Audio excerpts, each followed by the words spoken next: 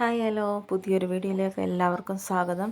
അപ്പോൾ ഇന്ന് ഞാൻ പീനട്ട് വെച്ച് പീനട്ട് ബോൾ ഉണ്ടാക്കാനാണ് പോകുന്നത്. അതിന് വേണ്ടി സാധനങ്ങൾ കുറച്ച് പീനട്ട് വേണം, പിന്നെ പാർലേജിയുടെ ബിസ്ക്കറ്റും എടുത്തിട്ടുണ്ട്. അപ്പോൾ ഇത് രണ്ടും നന്നായിട്ട് മിക്സിയിലിട്ട് പൊടിച്ചെടുത്തിട്ടുണ്ട്.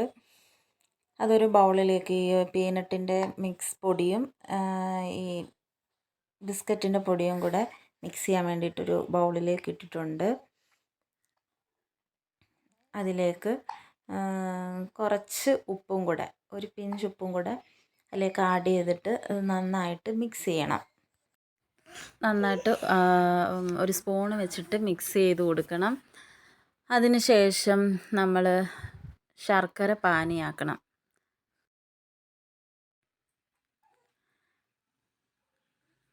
ഒരു അടി കട്ടിയുള്ള ഒരു പാൻ എടുത്ത് അതിലേക്ക് കുറച്ച് ഒരു 4 പീസ് ശർക്കര എടുത്തിട്ടുണ്ട്. അത് ഒന്ന് ഉരുകി വരാൻ വേണ്ടി മാത്രം കുറച്ച് വെള്ളവും കൂടെ അതിൽ ആഡ് ചെയ്ത് കൊടുത്തു.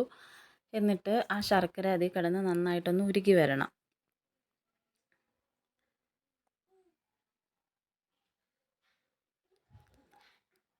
നന്നായിട്ട് ഇപ്പോൾ ശർക്കര എല്ലാം കൂടെ ഉരുകി വന്നിട്ടുണ്ട്.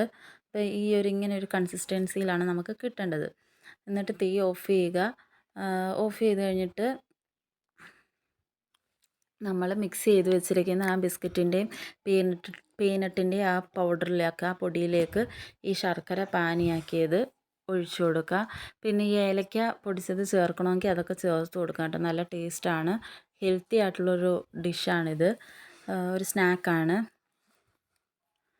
എന്നിട്ട് ഈ പാനി ഈ മിക്സിയിലേക്ക് ഒഴിച്ച് കൊടുത്തിട്ട് അത് ചൂടാറുന്നതിന് മുന്നായിട്ട് നന്നായിട്ട് ഇളക്കി കൊടുക്കണം. ചൂടാറിക്കഴിഞ്ഞാൽ ഈ ശർക്കര പാനി ഭയങ്കര കട്ടിയായിപ്പോവും. അതുകൊണ്ട് അത് ചൂടാറുന്നതിന് മുന്നേ അത് മിക്സ് ചെയ്തിട്ട് നമ്മൾ ഒരു ബോൾ പോലെ ഉരുട്ടി കൊടുക്കണം. അപ്പോൾ ഇത്രയേ ഉള്ളൂ ഇന്നത്തെ വീഡിയോ. Tata bye bye.